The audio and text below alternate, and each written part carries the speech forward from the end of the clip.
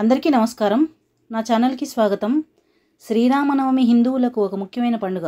శ్రీరాముడు వసంత ఋతువులో చైత్ర శుద్ధ నవమి గురువారం నాడు పునర్వసు నక్షత్రపుల కర్కాటక లగ్నంలో సరిగ్గా అభిజిత్ ముహూర్తంలో అంటే మధ్యాహ్నం 12 గంటల వేళలో త్రేతాయుగంలో జన్మించాడు. ఆ మహనీయుని జన్మదినం ప్రజలు పండుగగా జరుపుకుంటారు. 14 సంవత్సరాలు అరణ్యవాసము, రావణ సంహారం తర్వాత శ్రీరాముడు సీతా సమేతంగా అయోధ్యలో పట్టాభిషిక్తుడైనాడు. ఆ శుభ సంఘటన కూడా చైత్ర శుద్ధ నవమి నాడే జరిగినదని ప్రజల విశ్వాసము. శ్రీ సీతారాముల కళ్యాణం జరిగింది కూడా ఈరోజే. ఈ చైత్ర శుద్ధ నవమి నాడే తెలంగాణలోనున్న భద్రాచలంలో సీతారామ కళ్యాణం ఉత్సవాన్ని వైభవపేతంగా జరుపుతారు. రామాయణంలో అయోధ్యకు రాజైన దశరథుడికి 3 భార్యలు, కౌసల్య, సుమిత్ర, కైకేయి. ఈ విషయం మనకు తెలిసిందే. ఆయనకు ఉన్న బాధంతా సంతానం గురించే. సంతానం లేకపోతే రాజ్యానికి వారసులు ఉండరని అప్పుడు వశిష్ఠ మహాముని రాజుకు పుత్రకామేష్టి యాగం చేయమని సలహా ఇచ్చాడు. ఋష్యశృంగ మహామునికి యజ్ఞాన్ని నిర్వహించే బాధ్యతను అప్పచెప్పమన్నాడు. వెంటనే దశరథుడు ఆయన ఆశ్రమానికి వెళ్ళి ఆయనను తన వెంట అయోధ్యకు తీసుకొని వచ్చాడు.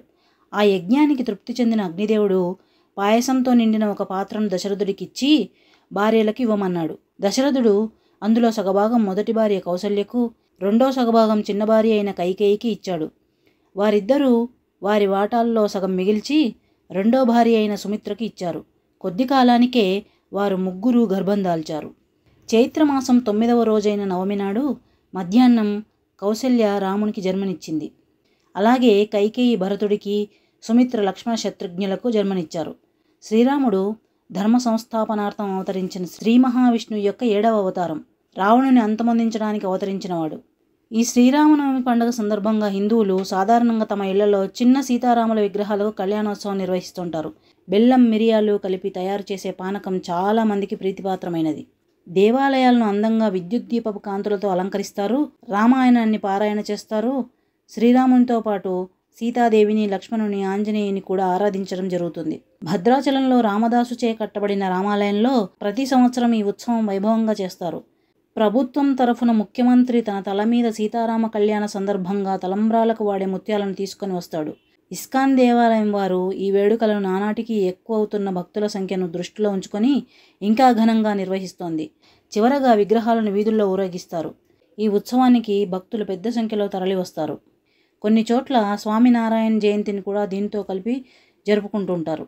రామరాజ్యం అంటే దేశంలోని ప్రజలంతా సిరి సంపదలతో సుఖ సంతోషాలతో ఉంటే అదే రామరాజ్యం అని హిందువుల విశ్వాసం. మహాత్మా గాంధీ కూడా స్వాతంత్ర్యానంతరం భారతదేశం రామరాజ్యంగా విలసిల్లాలని భావించాడు.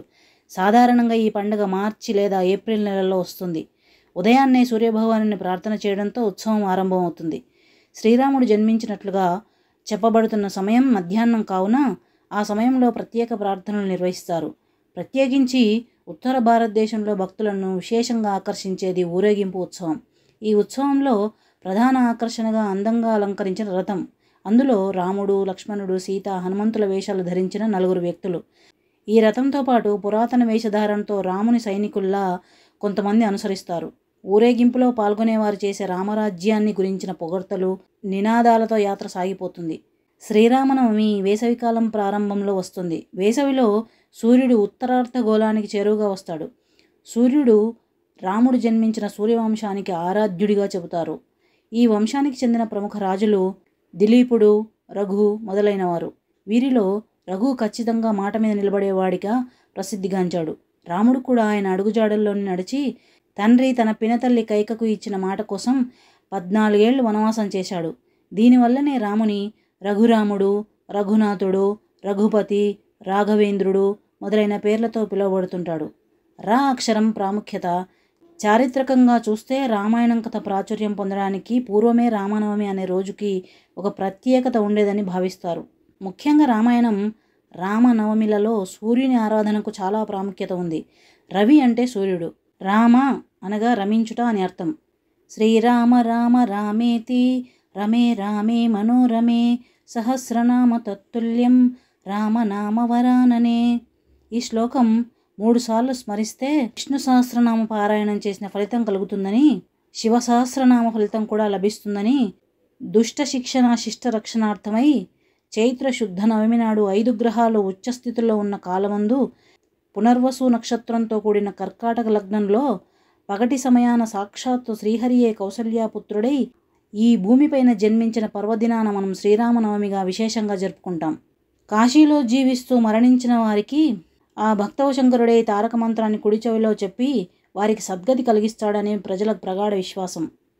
ఇక భక్త రామదాస్ అయితే సరే శ్రీరామనామ గాన మధుపానాన్ని భక్తితో సేవించి శ్రీరామని నామమేమి రుచిరా, ఎంతో రుచి ఎంతో రుచి ఎంతో రుచిరా, మరి ఎంతో రుచిరా అని కీర్తించాడు.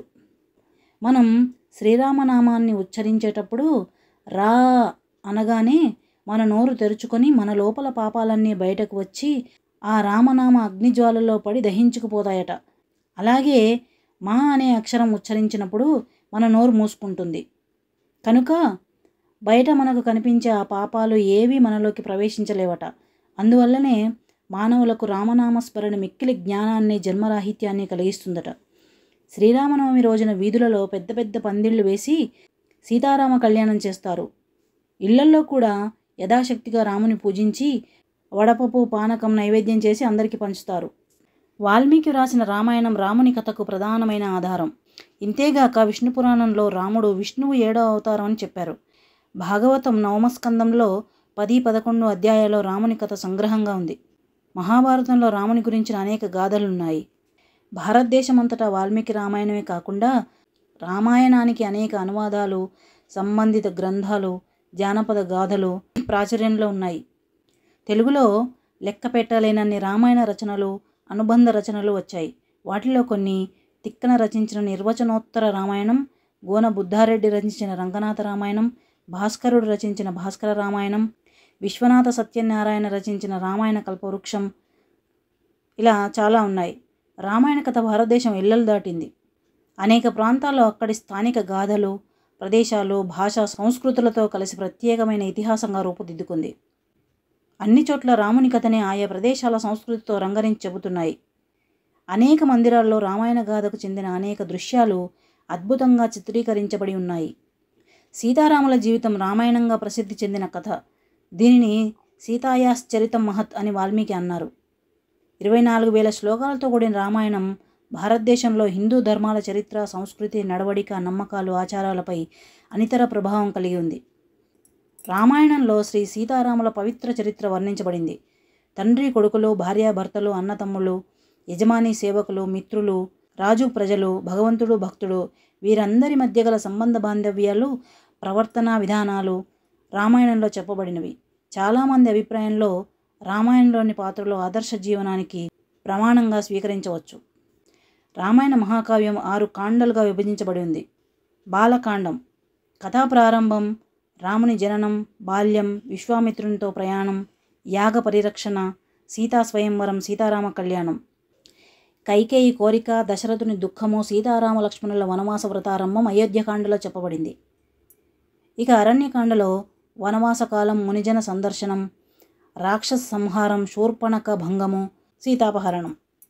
రాముని దుఃఖం, హనుమంతుడు రామునకు సుగ్రీవునకు స్నేహం కూర్చుట, వాలి వధ, సీతాన్వేషణ ఆరంభం ఇవన్నీ కిష్కింధకాండలో చూడొచ్చు. ఇక సుందరాకాండలో హనుమంతుడు సాగరమును లంఘించుట, సీతాన్వేషణము, లంకా దహనము, సీత జాడను రామునకు తెలియజెప్పుట ఉంటాయి. యుద్ధకాండలో సాగరమునకు వారధి నిర్మించుట, యుద్ధము, రావణ సంహారము, సీత అగ్నిప్రవేశము, అయోధ్యకు రావడము, పట్టాభిషేకము ఇవన్నీ ఇందులో ఉంటాయి. ఉత్తరకాండలో సీత అడవులకు పంపబడుట, లవకుశుల వృత్తాంతము, సీత భూమిలో కలిసిపోవుట, రామావతార సమాప్తి ఇవన్నీ ఇందులో ఉంటాయి. భారతదేశంలో దాదాపుగా అన్ని గ్రామాల్లో, పట్టణాల్లో రామాలయం తప్పనిసరిగా ఉంటుంది. రామాలయం లేని ఊరు ఊరు కాదని అనే నానుడి పూర్వం నుండి వస్తుంది. రామాయణంలో శ్రీరాముడు ఈ లోకంలో మానవులు ఎలా ధర్మ మార్గాన్ని అనుసరించాలో తాను అనుసరించి చూపించాడు. సీతాదేవి భర్తకు సేవే పరమార్థంగా ఎలా నడుచుకోవాలో ప్రపంచ మానవాళికి తెలియజెప్పింది. ఎటువంటి కష్టాలు ఎదురైనా దంపతులు అన్యోన్యంగా దాంపత్య జీవితం ఎలా చేయాలో రాముడు, సీతాదేవి స్వయంగా అనుభవించి చూపారు. ఆదర్శ దాంపత్యానికి ప్రతీకగా నిలిచారు. ఇప్పటికీ ఎప్పటికీ ఆదర్శ దాంపత్యానికి వారి దాంపత్యం ప్రతీకగా చరిత్రలో చిరస్థాయిగా గుర్తించబడింది. ఆదర్శ దంపతులు అనగానే వారి రూపమే కదలాడుతుంది. సీతారాముల పేరును విడదీసి పలకడానికి ఎంతోమంది ఇష్టపడరు. సీతాదేవి తన మీద వచ్చిన నిందను మాపుకోవడానికి తన పాతివ్రత్యం నిరూపించుకోవడానికి అగ్నిలో దూకి తన పవిత్రతను పునీతే లోకానికి పాతివ్రత్యం ప్రాముఖ్యతను చాటి చెప్పింది. ఇవి అన్నీ మానవాళి జీవించడానికి ఉపయోగపడే మార్గాలుగా పూర్వీకులు గ్రహించి ఆ ఉద్దేశ్యంతోనే నిత్యం మానవాళికి గుర్తు రావాలని రామాలయం లేని ఊరు ఊరే కాదనే నానుడి ప్రజల్లో పెంపొందించి రామాలయానికి ప్రాముఖ్యత కలిగించినట్లు పురాణాల ద్వారా తెలుస్తుంది. అందుకే అలాంటి సీతారాముల ఆలయాలు అనేక ప్రాంతాల్లో కొలువుదీరి కనిపిస్తూ ఉంటాయి. సాధారణంగా రామాలయంలో సీతారాములతో పాటు లక్ష్మణుడు, హనుమంతుడు కూడా కనిపిస్తుంటారు. రామాలయాల్లో ప్రసిద్ధ రామాలయాలు: శ్రీ సీతారామచంద్ర స్వామి వారి దేవస్థానం భద్రాచలం, అయోధ్య రామమందిరం, కోదండ రామాలయం తిరుపతి, ఒంటిమిట్ట కోదండ రామాలయం. శ్రీరామ రామ రామేతి రమే రామే మనోరమే సహస్రనామ తత్తుల్యం రామనామ వరాననే. జై శ్రీరామ్.